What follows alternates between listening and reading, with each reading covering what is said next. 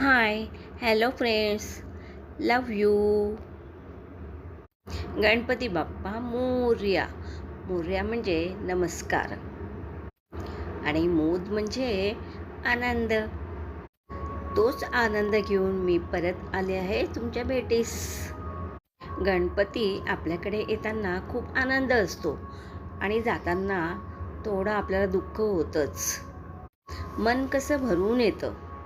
लहान मुलं तर बाप्पाला जाऊच देत नाहीत, पकडून येतात. साखर, डाळ्या, दाणे, बदाम, काजू, किसमिस, खजूर आणि डिंक आणि खोबरे केस आणि त्याला बाइंडिंगसाठी मिल्क पावडर. ह्या 11 वस्तू वापरून मी मोदक बनवते आहे. हे माझे पौष्टिक मोदक सर्व मिक्सरला बारीक करून घेतल्या सगळ्या वस्तू आणि छान वाटीला वाटीमध्ये घालून व्यवस्थित हे करून प्रेस करून असा तो मोदक बनवला मी.